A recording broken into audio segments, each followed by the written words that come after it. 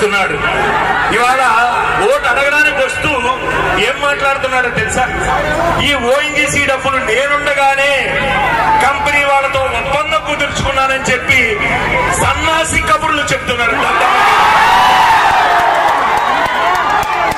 ఒరే బాబు, నువ్వు చేతగాని మనిషివి. నువ్వు ఏదైతే 5 సంవత్సరాలు పరిపాలన చేసినప్పుడు ఆగిపోయిన జిఎస్పిసి డబ్బులు 80 కోట్ల రూపాయలు తేలాక నువ్వు ఇంట్లో దాకున్న మీరు ఇవాళ మేము తెచ్చిన డబ్బు గురించి మాట్లాడతారా? అసలు ఓఎన్జీసీ గురించి నీకు తెలిస్తే నువ్వు ఆ రకంగా మాట్లాడు. 2021లో ఓఎన్జీసీ కంపెనీతో మనకు ఒప్పందం అయితే నేనే తెచ్చాను అని చెప్పి అతను చెప్తున్నాడంటే చేతగాని మనిషి, చేతగాని ఎవరిని మోసం చేస్తావు? నా జాతినా మోసం చేసేది.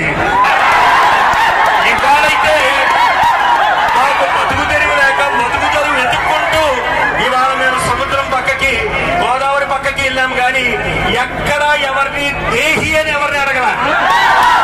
మేము ఎవరిని నమ్ముకున్నాం? గంగమ్మ తల్లిని నమ్ముకున్నాం. మేము ఆకలేస్తే ఒకరి దగ్గరికి వెళ్ళి అన్నం పెట్టు అని అడగాం. గంగమ్మ తల్లిని నమ్ముకొని వేటకెళ్తాం. ఆ తల్లి ఇచ్చిన ఆ సంపదతో మేము మా కుటుంబాన్ని పోషించుకుంటాం. అంతేగాని ఒకరి దగ్గరికి వెళ్ళి దేహి అని చెప్పి అడుగుకునే జాతి అది కాదు. ఎవరో పనికి మాలిన సమాసులు జాతికి ద్రోహం చేసే దుర్మార్గులు అమ్ముడైపోవచ్చేమో కానీ నా జాతిలో ఉన్నటువంటి నీతి ఉన్న ఏ ఒక్కటి రూపాయలు ఈరోజు మీ అందరికీ ఒకటే చెప్తున్నాను. నేను ఈ స్థానంలో ఉన్నంత వరకు మీకు లబ్ధి ఏదో రూపంలో వస్తూనే ఉంటుంది. అది డబ్బు రూపంలోనా, లేకపోతే ఇంకో రూపంలోనా, ఇంకో రూపంలోనా, ఏమీ లేకపోతే నీకు ఒక ధైర్యం రూపంలో నీ అన్నదమ్ముడు నీకు మేలు చేస్తూనే ఉంటా. ఇవాళ ఈ ఎన్నికలు ఏదైతే వచ్చే సోమవారం, ఈ సోమవారం కాక వచ్చే సోమవారం ఎన్నికలు జరగబోతున్నాయి. ఓటు కొనలేడు, మిమ్మల్ని మార్చలేడు. అతని దగ్గర ఉన్న ఇంకొక మార్గం ఏంటో తెలుసా? ఒకటి, ఓట్లు కొనాలి. కొనే ప్రసక్తి లేదు మన దగ్గర. వాడు ఓటుకి 1000 ఇస్తాడో, 1500 ఇస్తాడో, ఏమి ఇస్తాడో, నీ బిడ్డ లక్షలు ఇస్తున్నాడు. వాళ్ళకి ఓటు కొనలేడు. అతని దగ్గర ఉన్న మార్గం ఇంకొక మార్గం ఉంది. కుటిల రాజకీయం అంటారు చూసావా? ఎదవ పనికి మాల తెలివితేటలు. మనలో మనకి గొడవలు పెట్టాలనే ఒక ఆలోచన అయితే ఉంది. ఇవాళ కూడా నేను ఊళ్ళోకి వస్తున్నప్పుడు గొడవలు పెట్టి 2 వర్గాల కింద చేర్చాలని ఆలోచన, దుర్మార్గమైన ఆలోచన చేశారు వాళ్ళు. మనం చేతగాని వర్తమానం. సహనం మన దగ్గర ఉన్నది. సహనం. మనకి గొడవలు వద్దు, మనకి గొడవలు వద్దే వద్దు, మనకు అవసరం లేదు. మనకు కావాల్సింది మంచి చేయాలి, అంతేనా? 10 మందికి మంచి చేయాలి. మనం గొడవలే కావాలి, రాజకీయమే చెయ్యాలి అని అంటే నాకు ఓటు వేయలేని వాళ్ళకి డబ్బు రాదు. నాకు ఓటు వేయలేని వాళ్ళు ఎప్పుడో దుకాణం సర్దేవలసిన పరిస్థితులు వచ్చాయి.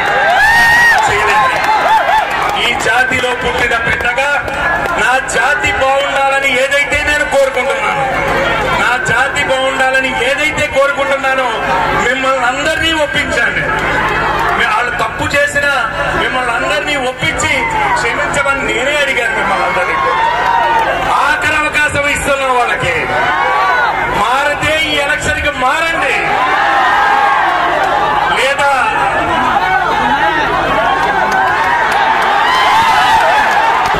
నేను ఇంటింటికి ప్రచారం చేయదలుచుకోను. ఎందుకో తెలుసా? నాకు జన్మనిచ్చిన తల్లి ఊరు తిరిగింది, నా ఇల్లాలు తిరిగింది, నా అక్క చెల్లెమ్మలు తిరిగారు. మీరు చూపించిన అభిమానం, ప్రేమ మా అమ్మ ఇంటికి వచ్చి కన్నీళ్లు పెట్టుకుంది.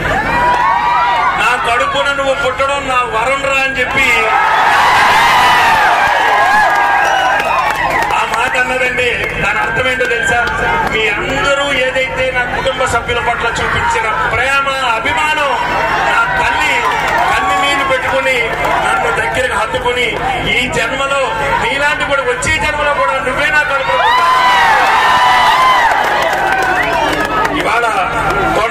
సతీష్ విజయానికి ఇవాళ మీరందరూ పనిచేయాల్సిన బాధ్యత మీకే చెప్తున్నాను. ఎందుకో తెలుసా, మనం ఏమంటున్నాం, మనకు వ్యతిరేకంగా తిరిగి వాళ్ళ ఇంట్లో కూడా మనకు ఓట్లు అక్క చెల్లెమ్మలు ఉన్నారని అంటారు. మన పార్టీ నాయకులు వెళ్ళారనుకో గొడవలు జరుగుతాయి, అంతేనా? ఆ బాధ్యత ఎవరు తీసుకోవాలి? అక్క చెల్లెమ్మని తీసుకోవాలి. ఎందుకనంటే ఏదో ఒక వరుస ఉంటుంది, ఆడపడుచో అక్కో చెల్లో ఏదో వరుస ఉంటుంది, వదినమ్మో వరుస ఉంటుంది. నువ్వు ఒక్కసారి వెళ్ళి వాళ్ళకి జరిగినటువంటి మేలు, పొన్నాడు సతీష్ వల్ల జరిగినటువంటి మేలు ఒక్కసారి గుర్తు చేస్తే చాలు. ఖచ్చితంగా ఇంట్లో ఓటు కూడా మనకే పడే అవకాశం ఉంది. ఆ బాధ్యత అక్క చెల్లెమ్మలు తీసుకోవాలి. మీరు